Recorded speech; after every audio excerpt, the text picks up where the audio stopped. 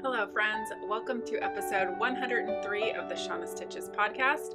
I'm Shauna and this is my crafty channel where I talk about all the things that I've been working on lately. Today is January 12th of 2025 and it is 9:58 a.m. So it is still pretty early in the morning and I thought I would record. I still have a lot of things I want to work on today, but sometimes you just have to draw the line and say, okay, that's it. We are going to do the thing we need to do.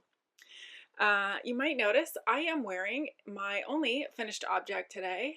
This is the Timbo vest.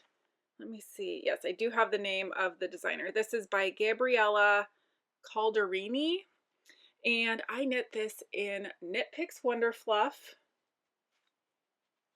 in Ripple Heather, which is this beautiful blue, and Moose Heather, which is a nice rich brown. This is what I have left from 3 skeins. It's not quite exactly half of the yarn that I had left, but if I knit a smaller size, I think I could knit another of these. And certainly if I didn't have to make it longer like I always do. I'm going to scoot the camera back a little bit, try and stand up and give you a little bit better idea of what this looks like. And then you can see my chaos in the background. But there we go.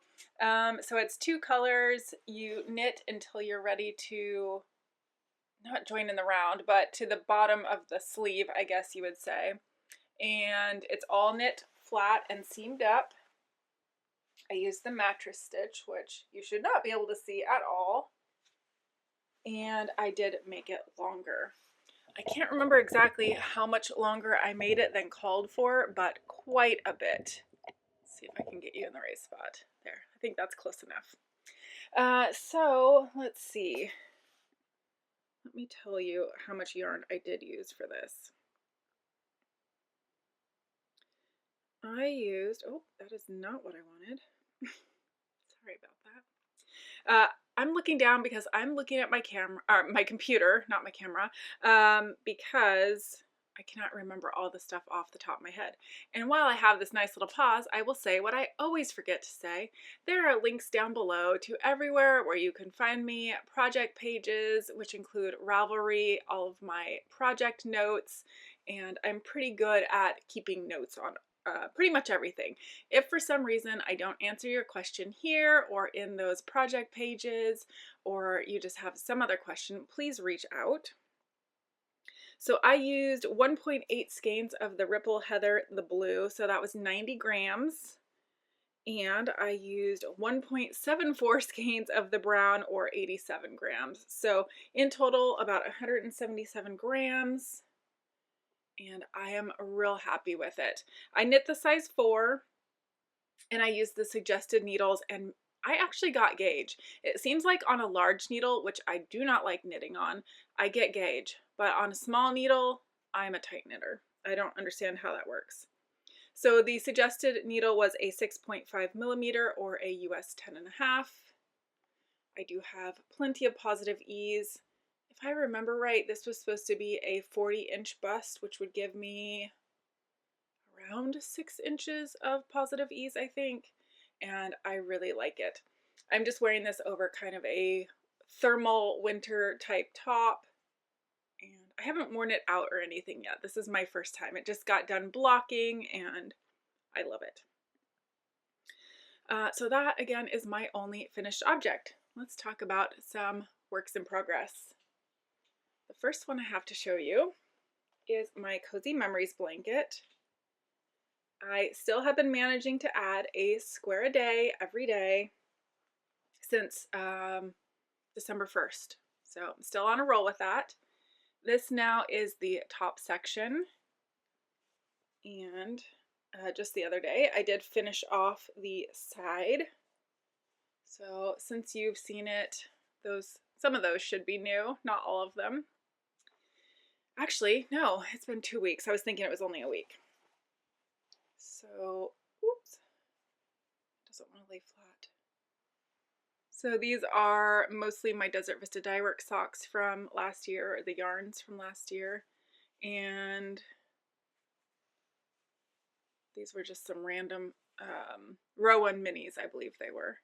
So anyway, I'm up to 243 squares. This was 243, and this one tomorrow will be 244.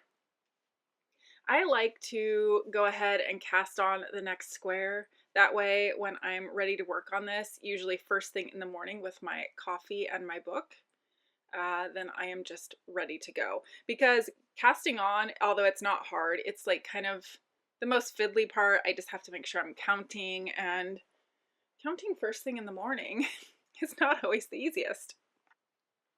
I'm using a 2.75 millimeter needle on that, and yes, I'm just following the pattern as written. It's the Coziest Memory by Kemper Ray, and I do a total of 46 stitches, so 23 on each half, and I increase on each side of the marker. So a knit two together before the marker and a slip slip knit after the marker.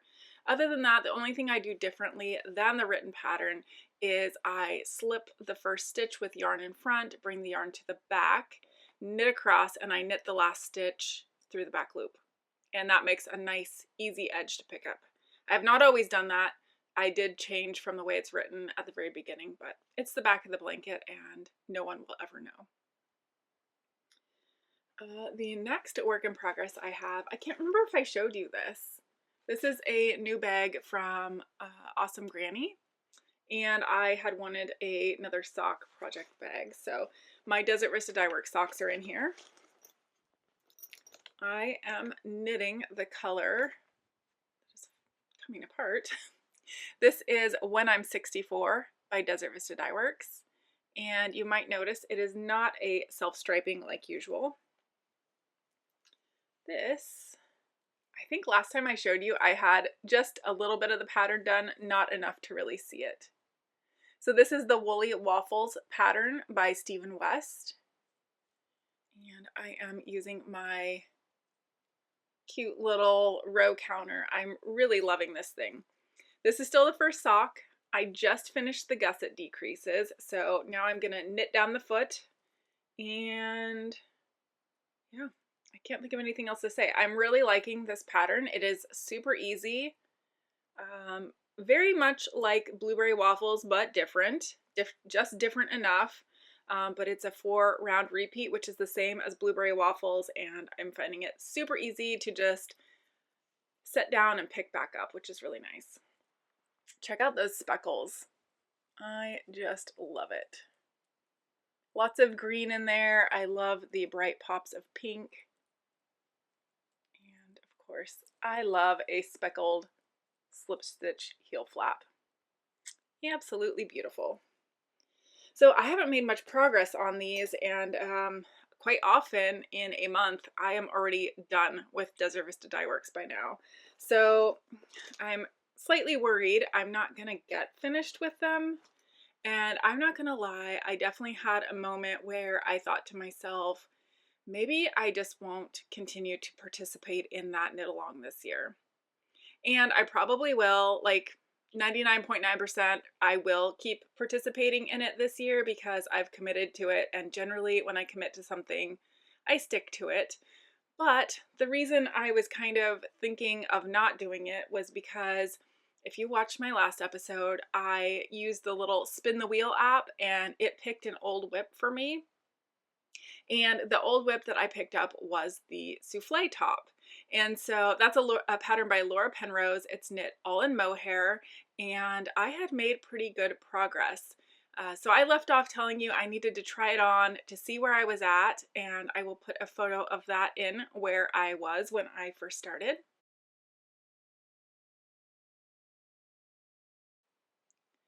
And let me just show you how much progress I've made because I'm pretty impressed with myself.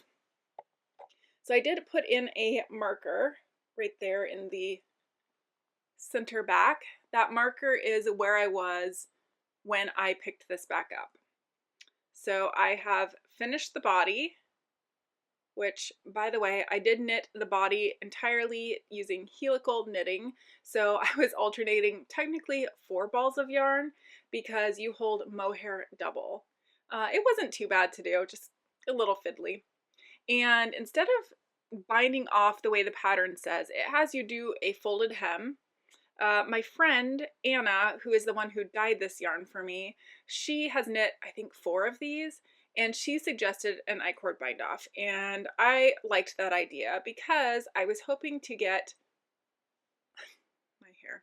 I was hoping to get long sleeves out of this, and certainly the I-cord bind off would take less than a folded hem. Well, let's see. So since then, I finished off the bottom. I added the ruffle, which, can you tell from looking there that the ruffle is actually upside down? I didn't quite understand the directions that Laura was giving about putting the ruffle on, but she definitely says make sure that the neckline is pointed towards you when you go to pick up. I didn't catch that part. So technically, the top of my ruffle is the reverse stockinette, and the bottom of the ruffle is the stockinette. But I didn't realize that until literally the last round of the ruffle before the bind off, and there's something like 1,200 stitches for my size for that ruffle, and I did not want to pull out that much mohair. I don't think you can tell, and if you can, I'm calling it a design feature, and it's staying that way. So I did the ruffle, and then I did an I-cord around the neckband, which is what it calls for. And you do this little button loop. And can you believe I had this little button in my stash, and it is just perfect. That made me so happy because you only need 1 button for this, so it doesn't need to match anything. It was this one, or I had kind of a shiny black button, but this one was just so close to the color, and I think it looks pretty darn good. So this morning, just before recording, I bound off the first sleeve. Again, the sleeve calls for a folded hem, but I opted to do an I-cord. And what I ended up doing was literally getting the sleeve as long as I could get it. And then, because it's not at my wrist diameter, I bound off, reduced the stitches as I would have done for the short sleeve, which would go right here. Because if I'm being honest, my bicep and my forearm are not that much different in size. I do have quite a bit of room there still, so it just kind of, it's like a flowy 3/4. It ends about right here on me. I wish it was just a tad longer, but I literally used every last bit of yarn. This is what I have left, and I was holding it double, so you know, it won't go as far, but I think I had 1.5 grams left of this. This is what I have left for the second sleeve, and it's still on the needles with my little peace sign fingers, and I have to do 15 more rounds, the decrease round, and then the I-cord bind off, and then my very first whip, old whip, is done. I, of course, need to block it because there's some real weird wrinkles in this where it almost looks like the color changes, and I've got mohair on my lips. I'm hoping that those will block out. I think it's just from sitting in my knitting bag for like 2 years. I didn't mention, but I started this top January of 2023. So by all means, I should be finishing this today. So we'll have a 2-year whip. But it feels so good to be getting this done. This is why, like, I'm just so anxious to pick the next old whip and cast on. That being said, if you watched last episode, you know that on January 20th, I'm going to be casting on the Do You Knit 2 mystery yoke along, where it's going to be a complete mystery as to what the yoke's going to look like. And we know it's going to be color work. I have my contrast color sitting right here. I sure hope that works out. I don't know. I'm still between this and the one that I swatched with. What do you think? let me know if you have a strong opinion. The reason why I wasn't going to go with this one was because although you see a lot of dark gray here, there are parts of it, it eventually morphs into pink, and there are parts where there's quite a lot of white. So I wasn't sure. But then this is fairly light too, like where that blue and the white is. I just don't know. Do I want a colorful yoke, or do I want a more monochromatic with some pink thrown in? I'm torn. Really, I would love your opinion. Yeah. And we're getting down to the wire to asking for opinions, but I still have time. Gosh, these things are just, this falls apart really easy. I would definitely need to rewind these. So yes, the mystery is definitely not going to be this pattern. This is just actually from a sock, and I just repeated it a second time. I can't remember the name of the sock, but that's what I used for my swatch. Okay, let's see, is that all? Yes, that is all of the works in progress that I've been working on, and I've talked about my future plans starting January 20th.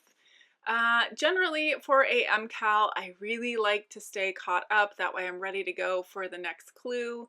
I'm not sure that this one will be that way. It may take me longer, but also I may start and just be addicted to it. So I don't know.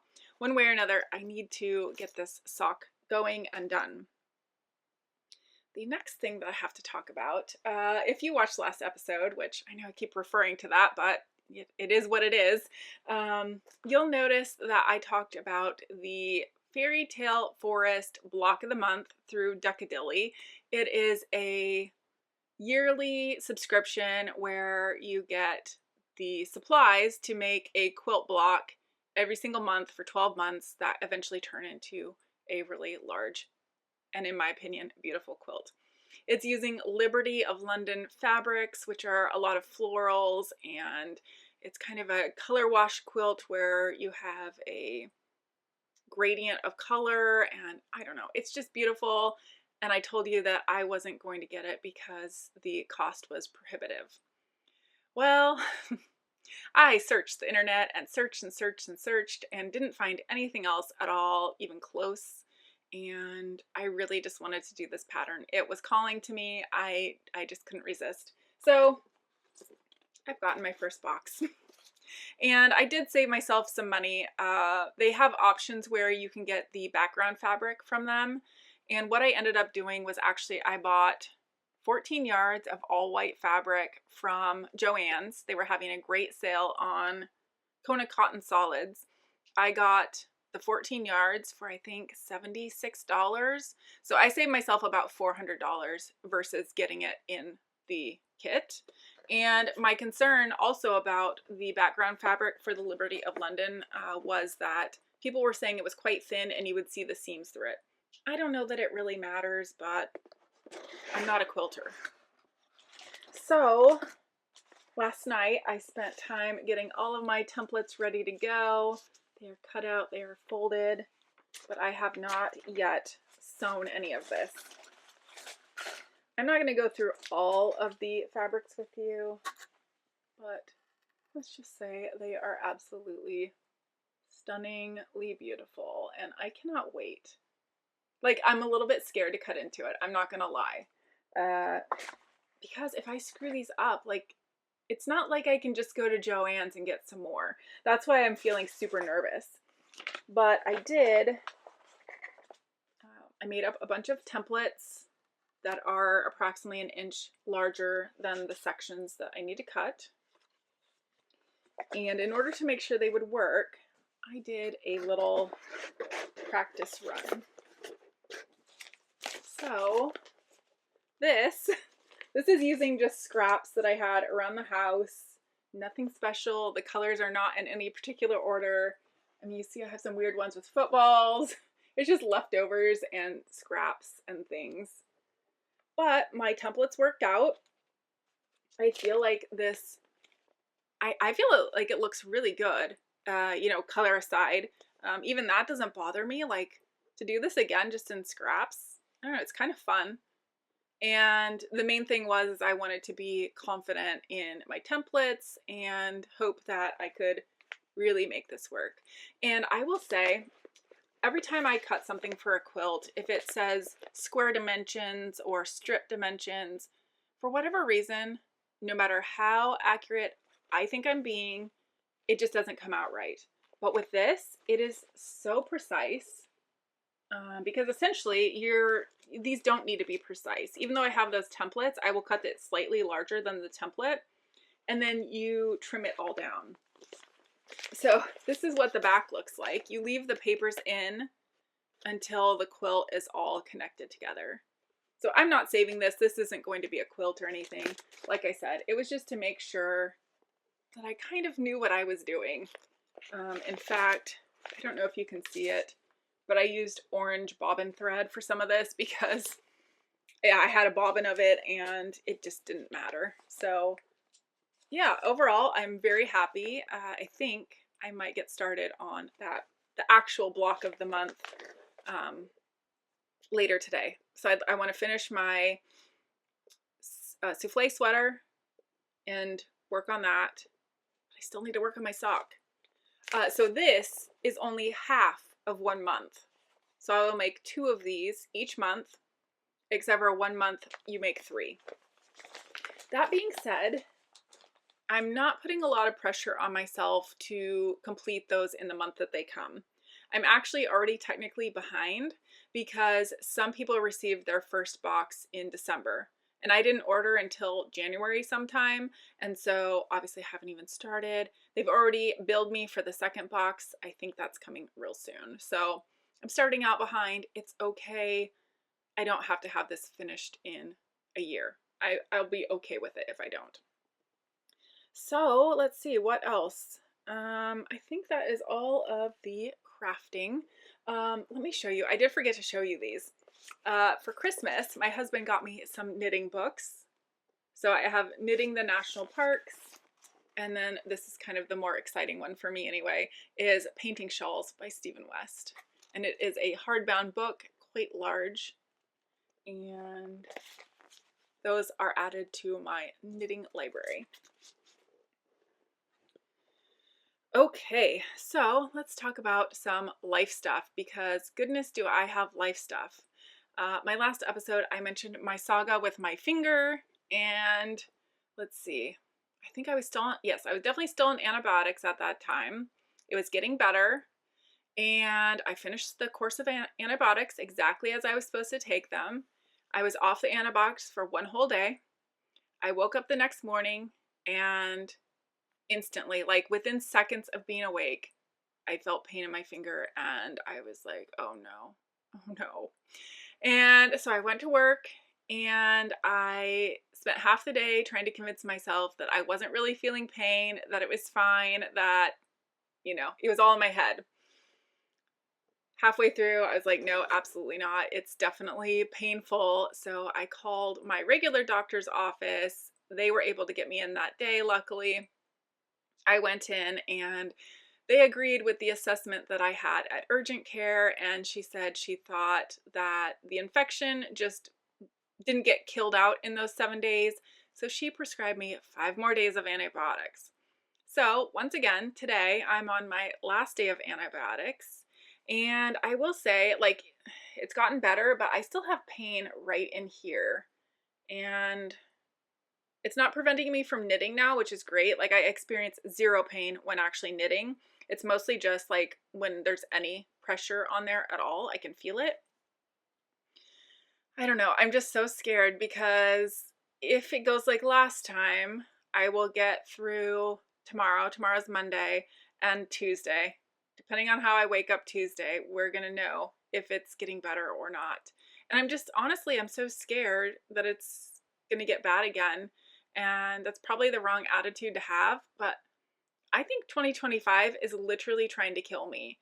I don't know what's going on this year, but I'm just having a lot of stuff going on. So the finger's one thing, and not yesterday, Saturday, but the Saturday before that, I was right here in my craft room very early in the morning. My husband was taking a very important nursing entrance exam test. He's been taking classes, working towards a nursing program. And in order to even submit his application, there's this test he has to take. And based on how well he did on that test, he gets a certain amount of points on his application towards whether or not they pick him for the program. So he had to be, he chooses to work at the dining room table, and he had to be in a room by himself.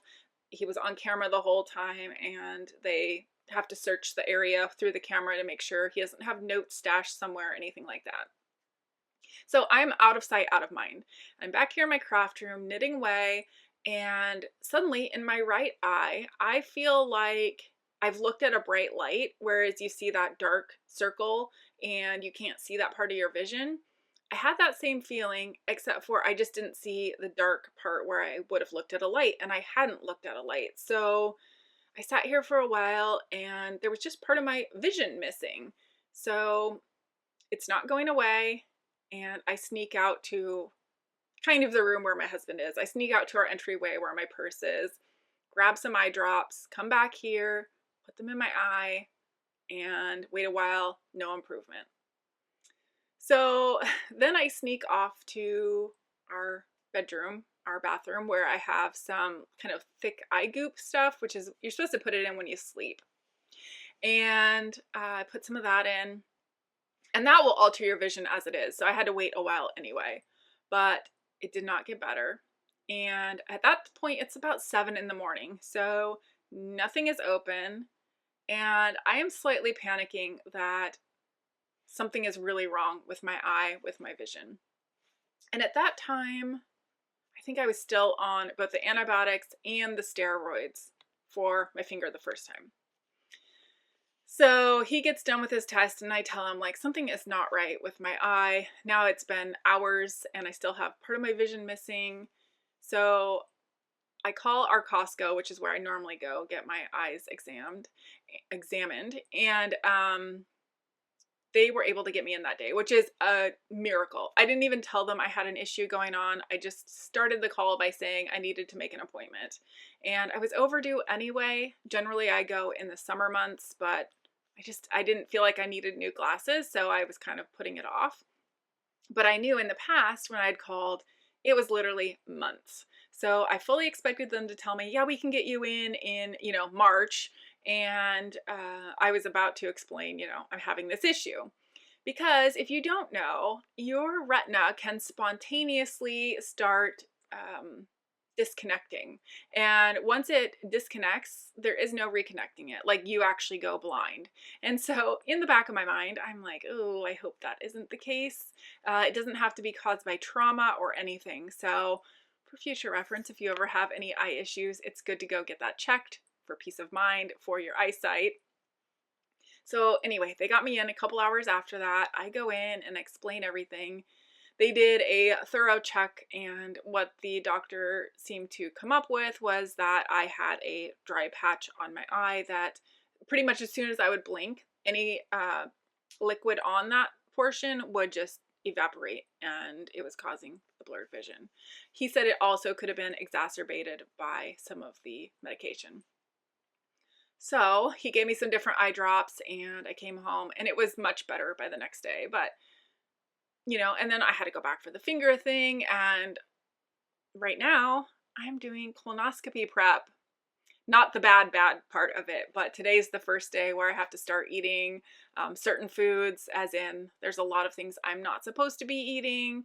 So I'll be eating a lot of eggs and sweet potatoes for the next few days. And for the day before, I got me some Jell-O, which I never eat, and bone broth, and what else? Gatorade. So I'm preparing for that and hoping for the best. They will put me completely out, which it'll be the second time ever that I've had a surgery that I have to be out for. And I didn't mind that process, so hopefully everything goes fine this time. But yeah, I'm really ready for these medical stuff to come to an end and to be healthy and much better in 2025, because it's not starting well so far.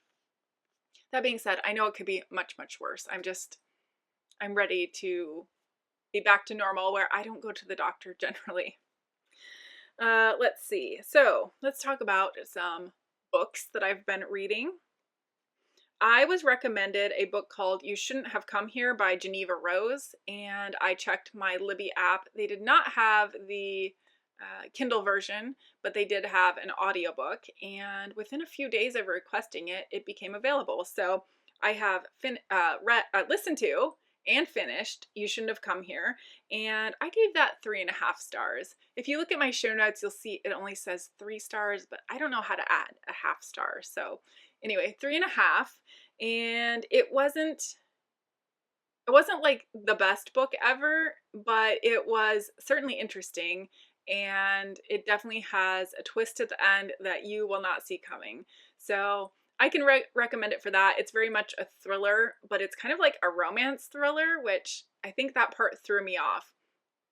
If you know, you've heard me talk about other book reviews, romance is not my favorite genre, so that part of it I didn't super enjoy, but I understand why it's a part of the whole story. So yes, I think that was a decent read.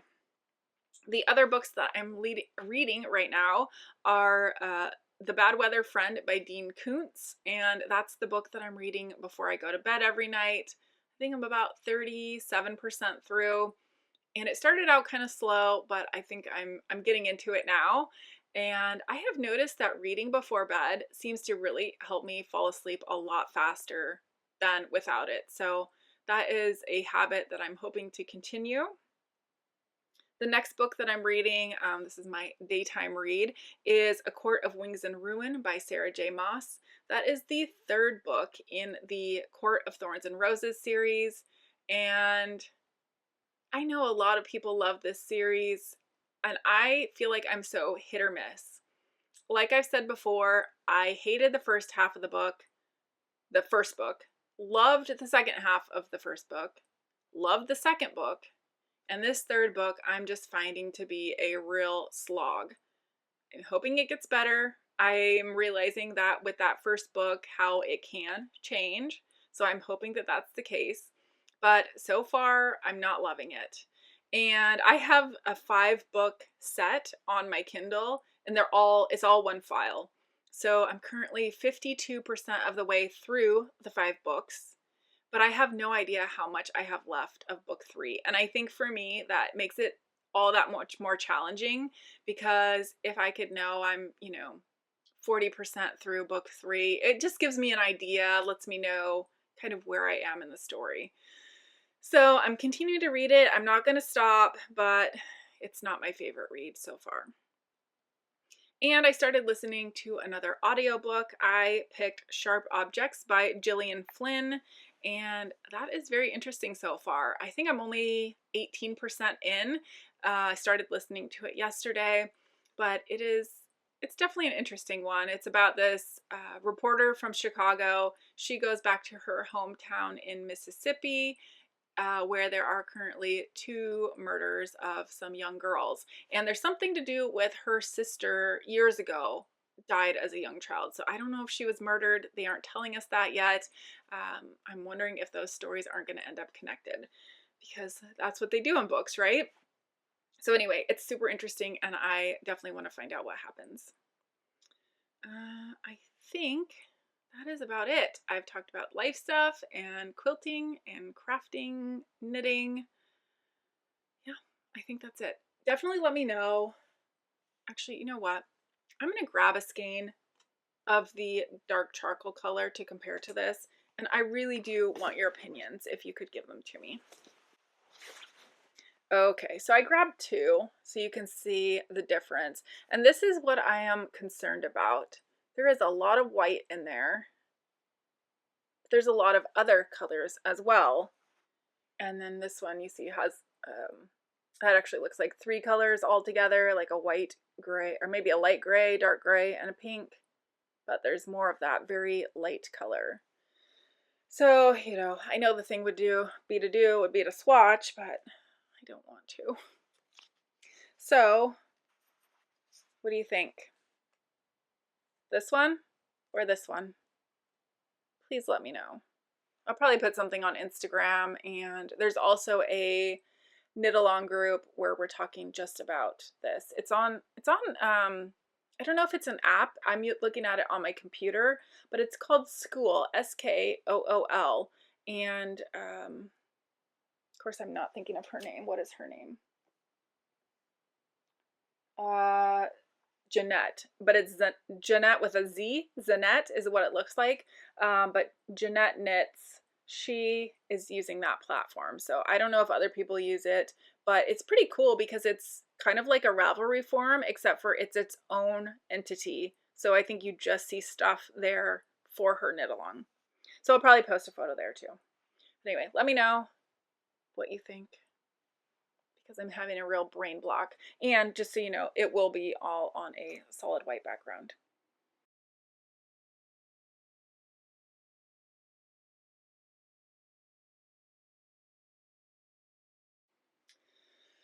I think that's it.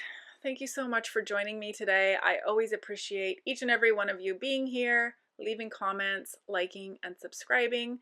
And again, if you have any questions, if you have comments, please let me know down below. I'm always happy to hear from you. I'll talk to you again soon. Bye.